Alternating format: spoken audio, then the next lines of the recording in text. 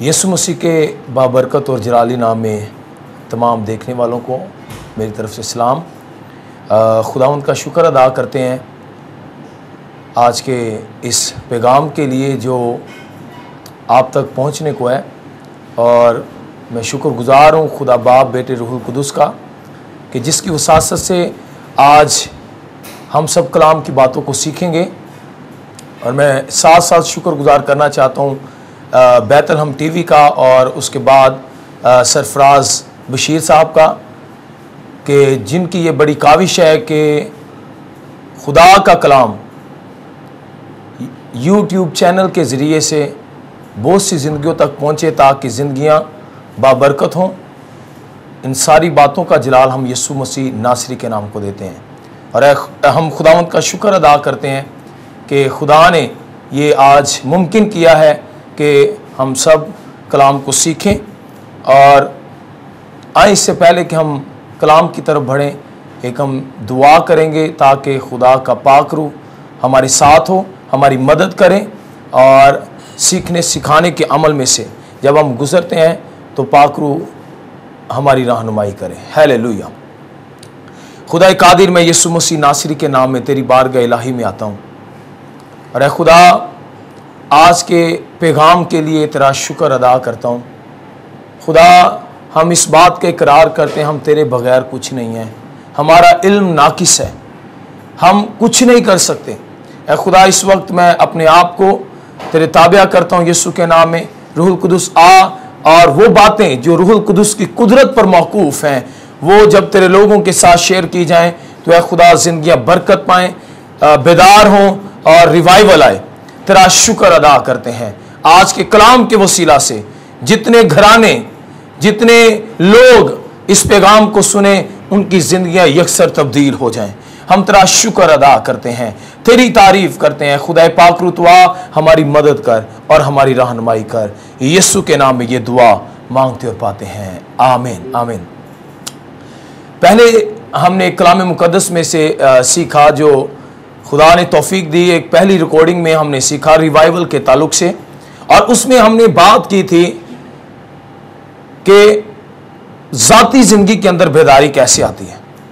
और आज हम उसका दूसरा पॉइंट सीखेंगे, वो ये है कि एक ख़ानदान, एक घराना किस तरह बेदार होता है और किस तरह एक ख़ानदान मजबूत मसीह में ज़िंदगी गुजार सकता है। कलाम मुकद्दस में से हम अपनी रहनुमाई के लिए एक हवाला देखेंगे, मत्ती की इंजील उसका 7वां बाब, और उसकी हम देखेंगे 24वीं आयत से लेकर 27वीं आयत तक। और यहां पर कलाम मुकद्दस में लिखा हुआ है, बस जो कोई मेरी ये बातें सुनता और उन पर अमल करता है वो उस अक्लमंद आदमी की मानिंद ठहरेगा जिसने चट्टान पर अपना घर बनाया, और मैं बरसा और पानी चढ़ा और आंधियां चली और घर पर टकरें लगी, लेकिन वो ना गिरा क्योंकि उसकी बुनियाद चट्टान पर डाली गई थी। और जो कोई मेरी ये बातें सुनता है और उन पर अमल नहीं करता वो उस बेवकूफ आदमी की मानिंद ठहरेगा जिसने अपना घर रेत पर बनाया, और मैं बरसा और पानी चढ़ा और आंधियां चली और उस घर को सदमा पहुंचाया और वो गिर गया और बिल्कुल बर्बाद हो गया। खुदावंद का कलाम पढ़ा जाना हम सबों के लिए बाइस से बरकत हो। यहां पर हमें दो घर नजर आते हैं, और पहला घर उस आदमी का घर है जिसने अपना घर चट्टान पर बनाया है और उस आदमी को अक्लमंद कहा गया है। और दूसरा घर हमें नजर आता है यहां पर, वो घर जो एक बेवकूफ का घर है और जिसने अपना घर रेत पर बनाया है। और आज जो हमारा जो मेन टॉपिक रहेगा वो ये है कि घराने के अंदर किस तरह बेदारी आती है। और यहां पर लिखा है, बस जो कोई मेरी ये बातें सुनता और उन पर अमल करता है वो उस अक्लमंद आदमी की मानिंद ठहरेगा जिसने चट्टान पर अपना घर बनाया। सबसे पहली बात, चट्टान यीशु मसीह है। और अगर आपकी बुनियाद यीशु मसीह में है। आपके घर की बुनियाद, आपकी फैमिली की बुनियाद यीशु मसीह पर है।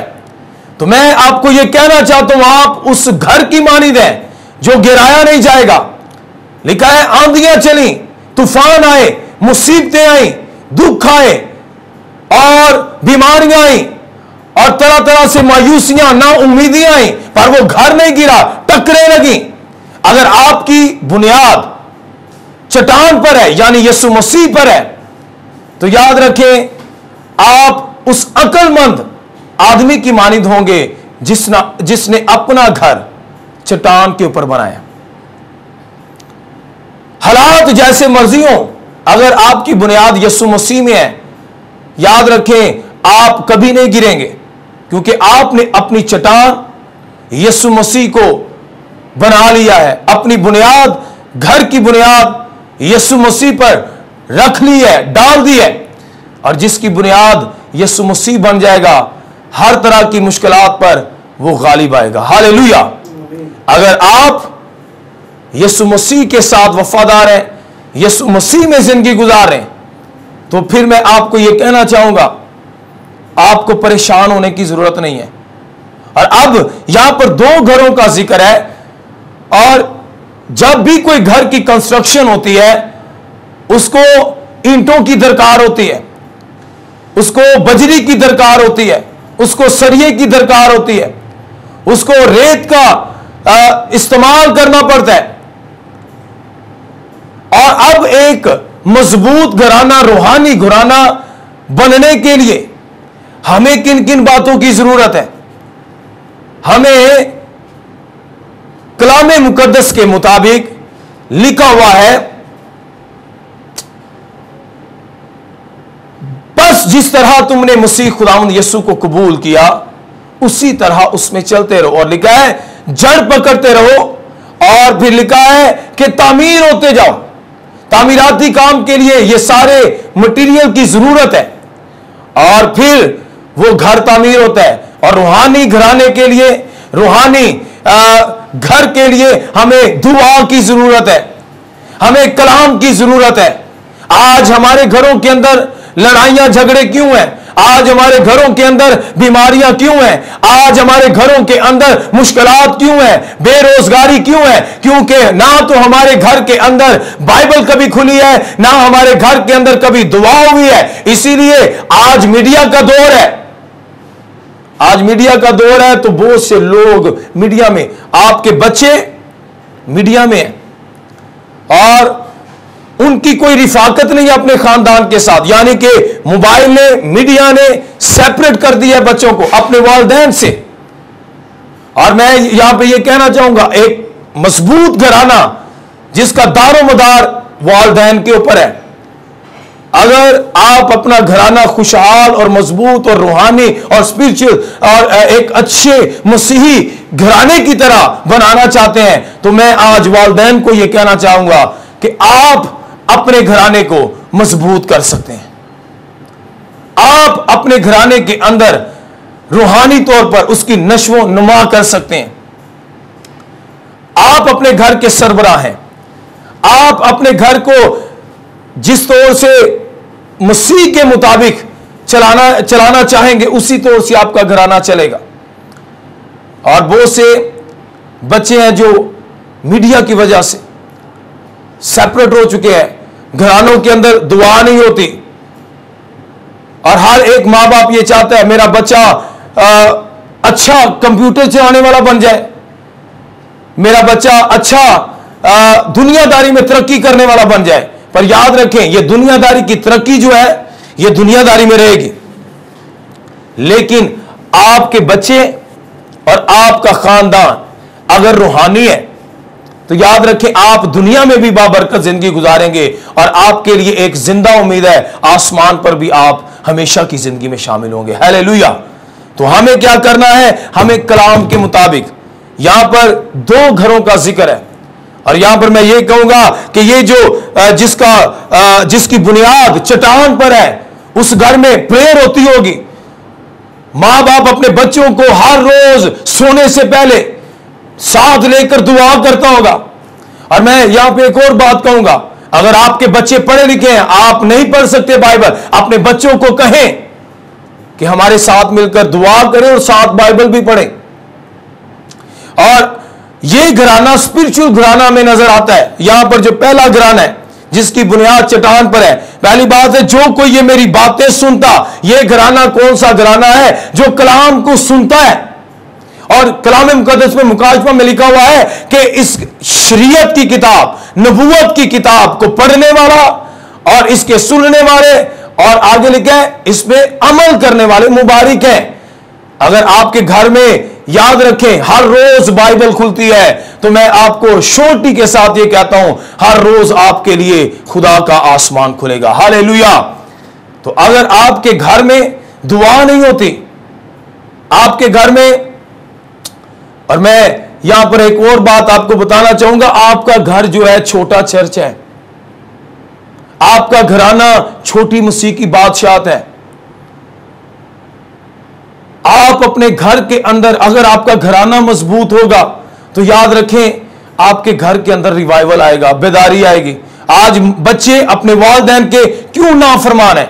क्योंकि मां बाप उनके साथ ना तो वो वक्त गुजारते हैं, मां बाप अपने बच्चों के साथ गुजारते हैं, और ना बच्चे अपने मां बाप के साथ गुजारते हैं। ना बच्चे चर्च जाते हैं, ना वालिदैन चर्च जाते हैं। हम दुनियादारी में ज्यादा वक्त गुजारना चाहते हैं। ये उस घर की मानिंद है जो घर रेत पर बनाया गया। ये स्पिरिचुअल घराना नहीं है। स्पिरिचुअल घराना उस घर में दुआ होती है, कलाम पढ़ा जाता है, उस घर में दुआया मजबे कायम है, और वो घराने मजबूत है। और यहां पर पुराने अहद में हम देखें, आदिम की मिसाल हम देखें तो लिखा है कि खुदा ने आदिम को 2 रिस्पॉन्सिबिलिटीज दी। 2 रिस्पॉन्सिबिलिटीज कौन सी दी थी? एक थी गलाबानी और एक थी निगहबानी। और लिखा हुआ है दोनों रिस्पॉन्सिबिलिटी उसको दी गई, पर उनमें से एक में वो कामयाब हुआ और एक में नाकाम हुआ। और वो खूबी क्या थी? वो अपने घराने की गलाबानी तो कर रहा था, लेकिन निगहबानी नहीं कर रहा था। आज भी वालिदैन अपने बच्चों की गलाबानी तो करते हैं, पर निगहबानी नहीं करते। आदिम को यह पता ही नहीं था कि उसकी फैमिली कहां पर वक्त गुजार रही है। वालिदैन अपने बच्चों को फैसिलिटीज देते हैं, अच्छी बात है, देनी चाहिए। वालिदैन अपने बच्चों को अच्छा खाने को, उनकी गलाबानी करते हैं, यह गलाबानी के अंदर आता है। उनकी जरूरियात को पूरा करना, उन्हें फैसिलिटीज देना, लेकिन इसके साथ साथ आपको उनकी निगहबानी भी करनी है कि वो कहां पर, किसके साथ, कैसी फेलोशिप में वक्त गुजार रहे हैं। अगर आप उनकी निगहबानी नहीं करेंगे तो फिर शैतान क्या करेगा? उनको वर्गलाएगा, जिस तरह आदिम के बच्चों को वर्गलाया गया। काहिन का पता ही नहीं है कि कहां पर वक्त गुजार रहा है, किसके साथ वक्त गुजार रहा है। तो मैं यहां पर यह कहना चाहूंगा, अपने बच्चों की गलाबानी के साथ साथ निगहबानी करें। अच्छी बात है बच्चों को कंप्यूटराइज दौर में उनको कंप्यूटर सिखाना, बड़ी अच्छी बात है। और मैं यहां पे ये कहूंगा कि इन सारी चीज़ों के साथ साथ उन्हें यह भी सिखाएं कि दुआ कैसे करनी है। उन्हें यह भी सिखाएं, कलाम के मुताबिक नसीहत करें कि कलाम पढ़ना है। उन्हें यह भी बताएं, सिखाएं कि हमें हर संडे के संडे चर्च जाना है। उन्हें यह भी सिखाएं कि हमने अपने घर के अंदर सोने से पहले दुआ करके सोनी है। और अगर आप इस तरह करेंगे तो आप उस घर की मानिंद जिसकी बुनियाद चट्टान पर है, यानी यीशु मसीह पर है, आपका घराना बाबरकत होगा और आपके घराने के अंदर रिवाइवल आएगा। और ये माँ बाप की रिस्पॉन्सिबिलिटी है। और कलाम मुकद्दस में अगर हम देखें, ज़बूर, उसका ज़बूर 78 ज़बूर और उसकी पहली आयत से लेके 7 आयत तक हम पढ़ें तो बड़ी खूबसूरत यहां पर बात लिखी गई है। पहली आयत से मैं आपकी खिदमत में पढ़ूंगा। लिखा हुआ है कि ए मेरे लोगों, मेरी शरीयत को सुनो, मेरे मुंह की बातों पर कान लगाओ। मैं तमसील में कलाम करूंगा और कदीम मुंह में कहूंगा, जिनको हमने सुना और जान लिया और हमारे बाप दादा ने हमको बताया। और जिनको हम उनकी औलाद से पोशीदा नहीं रखेंगे, बल्कि आइंदा पुश्त को भी खुदावंद की तारीफ और उसकी कुदरत और अजाइब और उसने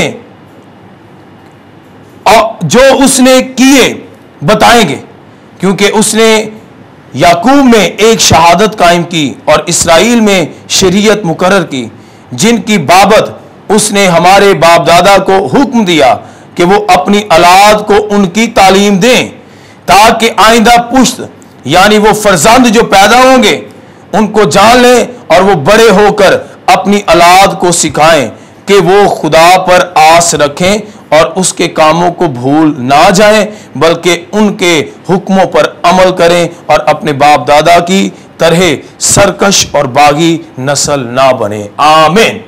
यहां पर वालिदैन की बाबत बताया गया है कि वो अपने बच्चों को, वो अपनी औलाद को खुदा की बाबत बताएं, खुदा के खौफ की बाबत बताएं। और कलाम मुकद्दस में लिखा हुआ है, मुबारक है वो शख्स जो खुदावंद से डरता और उसकी राहों पर चलता है।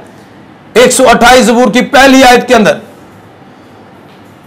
अगर आप खुदा के खौफ में हैं, अगर वालिदैन खुदा के खौफ में हैं, बच्चे आपको एज ए प्रॉपर्टी दिए गए हैं, ये खुदावंद की प्रॉपर्टी है और आप उनके ट्रेनर हैं और आप उनकी रहनुमाई करने वाले हैं, आप उनको सिखाने वाले हैं।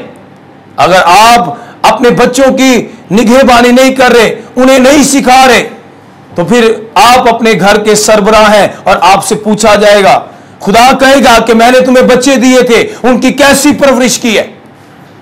और यहां पर लिखा है कि ताकि आइंदा पुश्त यानी वो फर्जंद जो पैदा होंगे उनको जान लें और वो बड़े होकर अपनी औलाद को सिखाएं कि खुदा पर आस रखें, अपने बच्चों को खुदा का खौफ मानना सिखाएं। अगर वालिदैन खुदा के खौफ में नहीं है, बच्चे भी खुदा के खौफ में नहीं होंगे। और ये वालिदैन के ऊपर रिस्पॉन्सिबिलिटी है कि अपने बच्चों को साथ लें और अपने घराने समेत सोने से पहले जो भी आप इजीली टाइम आप मैनेज कर सकते हैं, अपनी पूरी फैमिली के साथ मिलकर उस टाइम में खुदावंद को जलाल दें और उसमें उन्हें सिखाएं हमें खुदा के खौफ में रहना है, हमें इबादत कैसे करनी है, हमें कलाम कैसे पढ़ना है, हमें दुआ कैसे करनी है, हमने चर्च जाना है, हमने रेगुलर चर्च जाना है। अगर माँ बाप चर्च जाने वाला नहीं है तो बच्चे भी नहीं। तो हमें क्या करना है जी, हमें अपने बच्चों को एजुकेट करना है। और लिखा हुआ है इस्तस्ना, अगर हम पढ़ें, बड़ी खूबसूरत आयत है ये इस्तस्ना में 6ठा बाब और उसकी हम देखेंगे,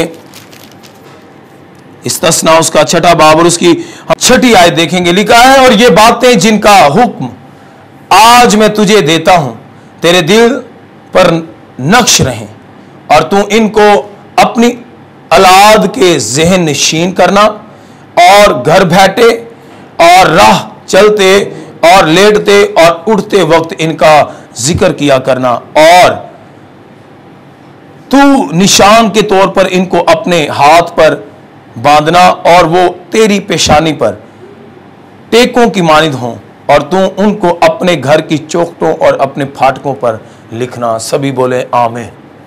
लिखा है कि तू अपनी औलाद को सिखाना क्या? खुदा के हुक्म, खुदा के आइन, खुदा की शरीयत उनको सिखाना, और ताकि वो क्या करें, उठते बैठते लेटते उनका जिक्र करें। आज क्या होता है, उठते बैठते लेटते हमारे बच्चे क्या करते हैं, मोबाइल, उठते हैं मोबाइल। मैं ये हरगिज नहीं कह रहा कि ये बुरी बात है, नहीं, एक टाइम सेट करें, अपने बच्चों को कहें कि हमने जो वक्त खुदा का है वो खुदा को देना है, और उन्हें यह भी सिखाएं कि खुदा से कैसे डरना है, खुदा की इबादत कैसे करनी। तो फिर आप उस घराने की मानिंद बनेंगे जिसकी बुनियाद चट्टान पर है, जिसकी बुनियाद चट्टान पर डाली गई है। और बड़ी खूबसूरत बात यशुआ कहता है 24वें बाब की 15वीं आयत के अंदर, अगर आप उसका मुतालिया करें तो लिखा है, रही मेरे और मेरे घराने की बात हम तो जिंदा खुदा की इबादत करेंगे। वो कहते रही मेरे और मेरे घराने की बात, हम तो जिंदा खुदा की इबादत करेंगे। और मैं आपको यहां पर यह कहना चाहता हूं, अपने घरानों के अंदर इस बात को लेके आए, आप अपनी पूरी फैमिली के साथ मिलकर दुआया मजबे पर इबादत किया करें, खुदा की प्रस्तिश किया करें, खुदा की मदा सुराई किया करें। जब आपके घरों के अंदर लिखा हुआ है, सादिकों के घरों के अंदर से नजात की रागनियों की आवाजें आती हैं, गानों की आवाजें नहीं आती, फिल्मों की आवाजें नहीं आती, गालियों की आवाजें नहीं आती। सादिकों के घरों के अंदर से दुआ की आवाज आएगी, क्योंकि उनकी बुनियाद चट्टान पर है, उनके घर की बुनियाद चट्टान पर है।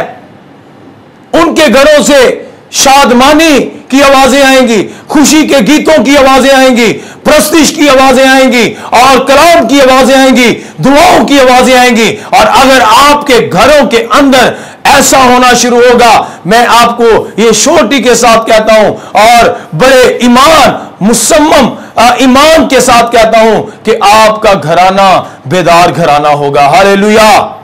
और कई मर्तबा घरानों में से बहुत से लोग कहते हैं, हम उनसे पूछा जाए क्या आप फैमिली प्रेयर करते हैं, क्या आपके घर में दुआया मजबा है, आप अपनी फैमिली के साथ मिलकर दुआ करते हैं? उनका यह जवाब होता है, असी कल्ले कल्ले कर लेने है, साढ़े को सारे इकट्ठिया ना टाइम नहीं होता। और मैं आपको इसका एक आसान तरीका बताता हूं। रात को सोने से पहले हर कोई आ जाता है घर में, जिन्होंने जॉब पे गए होते हैं वो भी जॉब से वापस आ जाते हैं, और आप अपनी सारी मसरूफियात से आज़ाद हो जाते हैं। तो रात को सोने से पहले अपनी पूरी फैमिली के साथ मिलकर दुआ करें। एक सिंगल जो लकड़ी है कितनी देर तक जलेगी? थोड़ी देर तक जलेगी। जब लकड़ियां जमा हो जाएंगी और मिलकर जलना शुरू होंगी, तो फिर मैं आपको ये कहता हूं कि आपके घर के अंदर से हर तरह की शैतान और उसकी कुव्वतों का खात्मा हो जाएगा। हालेलुया। हर तरह की लड़ाई का खात्मा हो जाएगा, झगड़े का खात्मा हो जाएगा, गुर्बत का खात्मा हो जाएगा, तंगियों का खात्मा हो जाएगा, परेशानियों का खात्मा हो जाएगा, नाउमीदियों का खात्मा हो जाएगा। और जब तक चूल्हा जलता रहता है तब तक उसके करीब कोई मक्खियां नहीं जाती, कोई चीज उस पर नहीं बैठती। जब चूल्हा बंद हो जाता है तो फिर क्या होता है? मक्खियां उसके करीब आती हैं। जब तक आपके घरों में दुआया मजबे जलते रहेंगे, आप रूहानी तौर पर जलते रहेंगे, आप रूहानी तौर पर बेदार होंगे, आपके घरों के अंदर दुआया हर रोज दुआ होती रहेगी, तो याद रखें तारीकी और उसकी नापाक कुव्वतें आपके घर को देखेंगी तो जरूर, पर आपके घर के अंदर इंटर नहीं हो सकेंगी, क्योंकि मजबा पर आग जल रही है। जब मजबा पर आग जल रही होगी, आप दुआ में बेदार होंगे, आप कलाम में बेदार होंगे, तारीकी और उसकी नापाक कुव्वतें देखेंगी तो जरूर, पर वो अंदर नहीं आ सकते। अगर अंदर आएंगी तो क्या होगा? उनको पाक रूह की आग जलाकर राख कर देगी। हालेलुया। तो इसीलिए हमें क्या करना है? हमें अपने घरों के अंदर पहली बात अपने बच्चों को वालिदैन ने सिखाना है। और डिसाइपल लिखा हुआ है कि शागिर्दियत की बाबत लिखा हुआ है, यीशु ने कहा बस तुम जाकर सब कौमों को शागिर्द बनाओ। शागिर्दियत के ताल्लुक से लिखा हुआ है। मैं यहां पर घरानों के अंदर जो वालिदैन हैं उनको यह कहूंगा, आपके बच्चे जो खुदा ने आपको दिए वो आपके बच्चे बाद में हैं, पहले वो आपके शागिर्द हैं। अपने घर के अंदर डिसाइपलशिप का काम शुरू करें, अपने बच्चों को अपनी शागिर्दियत में लेकर आएं और उन्हें सिखाएं खुदा का खौफ। और हमेशा वही घराने तरक्की करते हैं जिनकी जिंदगियों में खुदा का खौफ होता है, जिनकी जिंदगियों में खुदा का डर होता है, रिस्पेक्ट होती है खुदा की। और यहां पर दो घराने हमने सीखे हैं, एक है जिसकी बुनियाद चट्टान पर, और ये घराना दुआ में, कलाम में, और ये घराना फास्टिंग में, ये घराना दुआया, इस घराने में दुआ होती होगी। और ये इस तरह खुदा में भर रहा था, इसीलिए इस घर को टकरे लगी, आंधियां चली, मैं बरसा, पर इस घराने को, इस घर को कोई सदमा नहीं पहुंचा। अगर हमारे घरों में ऐसा होगा तो फिर हम हर तरह की मुश्किलात का सामना कर सकेंगे। अगर आपका घर रेत पर है, रेत वाला घर क्या है? उस घर में दुआ भी नहीं होती, उस घर में है ज्यादा टाइम दुनियादारी को दिया जाता है, ज्यादा टाइम उस घर में दुनियावी बातों को दिया जाता है। और लिखा है जो जिस्मानी है वो जिस्मानी बातों के ख्याल में रहता है, और जो रूहानी है वो रूहानी बातों के ख्याल में रहता है। तो मैं आपको ये कहूँगा, अगर आपका घराना अभी तक रेत पर है, रेत पर आपने अपना घर बनाया हुआ है, तो आपका घर गिर सकता है।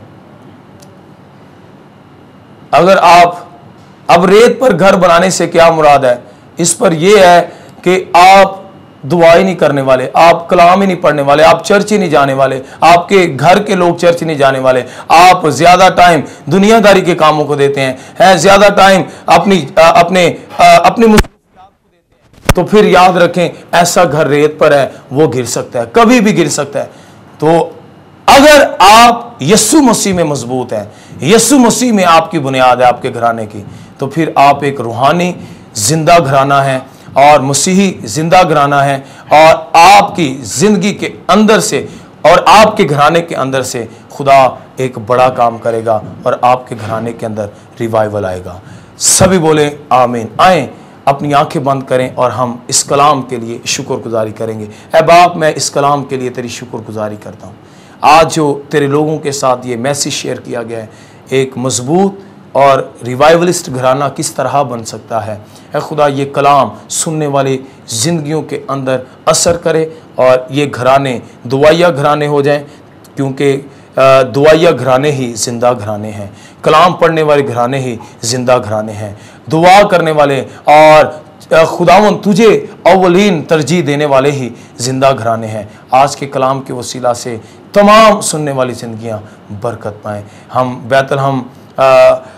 बैतलहम टीवी के लिए, भाई सरफराज के लिए और इनकी सारी खिदमत के लिए बरकत चाहते हैं। तू अपने लोगों को कसरत की बरकत से नवाज। सारा जलाल, सारी इज़्ज़त तेरे बेटे यीशु के नाम को देते हैं। यीशु नासरी के नाम में ये दुआ मांगते और पाते हैं, आमीन।